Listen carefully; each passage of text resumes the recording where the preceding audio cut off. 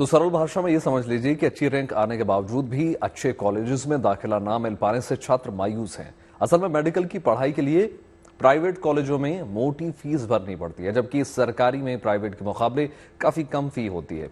इसलिए छात्र जो है अच्छे नंबर लाने की कोशिश करते हैं ताकि उन्हें एम्स जैसे संस्थान में दाखिला मिल सके। आइए आपको बताते हैं कि देश के मेडिकल कॉलेजों में एमबीबीएस की कितनी सीट्स होती हैं टोटल।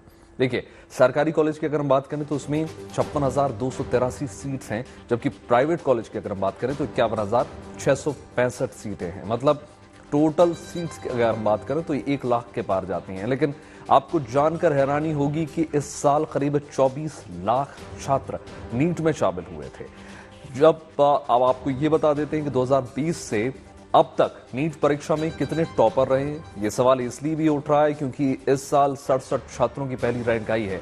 छात्र और कोचिंग टीचर इसे असंभव मान रहा है, लेकिन क्यों, आइए जानते हैं। असल में देखिए, 2020 में 2 छात्रों को नीट यूजी में अधिकतम अंक मिले थे। 2021 में यह संख्या बढ़कर 3 हो गई थी। पर 2022 की अगर हम बात करें तो 4 छात्रों को नीट में अधिकतम अंक हासिल हुए थे। इसके बाद 2023 में यह संख्या घटकर फिर से 2 हो गई, मगर इस साल यानी 2024 में 67 छात्रों ने अधिकतम अंक पाए हैं और यहीं से इस साल नीट के रिजल्ट्स पर सवाल उठने चालू हो गए। बिल्कुल, देखिए, नीट परीक्षा देने के बाद छात्रों को उनके मन मुताबिक कॉलेज में दाखिला ना मिलने से वो परेशान है। वो पेपर लीक और एनटीए की तरफ से दिए गए ग्रेस मार्क्स को वजह मान रहे हैं। कड़ी मेहनत का ऐसा फल मिलने से कई छात्र और उनके माता पिता निराश हैं। मेरा ये सोचना है कि अगर हियरिंग 2-4 बार और हो गई तो ये लोग काउंसलिंग पूरी कर देंगे, बच्चों को सीट अलॉट हो जाएगी मेडिकल कॉलेज में। अगर सीट अलॉट होती है तो बच्चे वापस आने से कतराएंगे और वो लोग गवर्नमेंट में नहीं चाहेगी कि उनसे सीट वापस ले। इसलिए मैं चाहता हूं कि हियरिंग जल्दी और हमें रीनीट जल्दी हो पाए। पहली बात तो जब चीजें इतनी खुलेआम है कि घोटाले हुए थे, पटना हाईकोर्ट में दलीलें दी गई थी, पटना पुलिस ने 9 लोगों को पकड़ा था, बहुत सारे प्रूफ थे। सीधा ही रीनीट करवाना चाहिए था, इस पेपर कैंसिल करना चाहिए था, रिजल्ट रद्द करना चाहिए था। आगे की डेट का कोई मतलब ही नहीं था इसमें। तुरंत ही बच्चों को परेशान किया जा रहा है इस तरीके से। बस एजुकेशन सिस्टम को लेकर एकदम कोई भी सीरियस नहीं है सर। लोग ने देखा कि 720 आउट ऑफ 720 67 स्टूडेंट्स के जितने आए थे, तो इससे ये तो साबित होता है कि सब तो डिजर्विंग नहीं होंगे।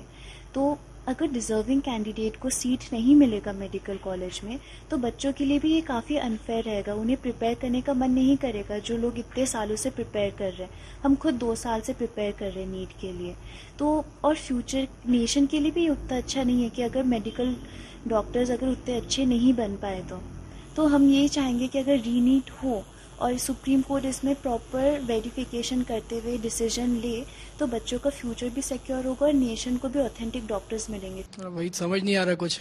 सबसे ज़्यादा परेशान तो वही लोग हैं जिनके 620-630 नंबर आ रहे हैं। 640-650 तक के लोगों को नहीं मिल रहा है कॉलेज। पिछली बार 610 तक के मिल गया था सबको। सबसे ज़्यादा वही परेशान है। कुछ समझ नहीं आ रहा इस टाइम करे क्या। ड्रॉप ले, पार्शियल ड्रॉप ले, क्या करे कुछ नहीं समझ में आ रहा किसी को। शॉक्ड है सर एकदम। देख रहे हैं चीज़ें तो उसके बेसिस पे हम कॉन्फिडेंट नहीं है कि अगली बार क्या गारंटी है कि नाटा अगली बार ऐसा ना करे। कोई गारंटी तो है नहीं हमें। हमारी मेहनत फिर बेकार जाएगी अगर ऐसा ही होता रहा। जैसे 650 में भी बच्चों को मुश्किल हो रहा है और 650 कोई ख़राब नंबर नहीं है। उसके लिए भी बच्चों ने बहुत मेहनत करी तब जाके आ रहा है। और यहाँ पे 720 वालों को भी एम्स में नहीं मिलेगा।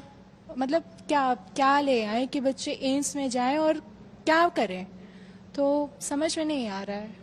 और हम रिजल्ट के बाद हमारा जो कॉन्फिडेंस था वो भी कहीं ना कहीं वो हो रहा है कि हम क्या कर सकते हैं। खराब बात है क्योंकि अगर हम लोग देखें तो एनटीए ट्रांसपेरेंसी बिल्कुल नहीं दिखा रहा है। वो बस अपने आप को डिफेंड किए जा रहा है इस टॉपिक पे कि हम लोगों को ना पेपर लीक हुआ है और सभी बच्चों को ग्रेस मार्क्स दे रहा है। कुछ बच्चों को 613 आ रहा था, उन लोगों को 720 दे दिया है। कुछ बच्चों को 513 आ रहा था, उन लोगों को 84 मार्क्स दे दिया है। बहुत सारे ऐसे ओएमआर रिलीज हो रहे हैं सोशल मीडिया पर जो कि फेक बोल रहे हैं कि एनटीए जो रिजल्ट दिया है वो फेक है, उन लोगों का गलत रिजल्ट है। इसी बात पर मैं बोलना चाहूंगा कि एनटीए प्लीज ट्रांसपेरेंसी के साथ रिजल्ट पब्लिश करे और सभी का ओएमआर रिलीज करे।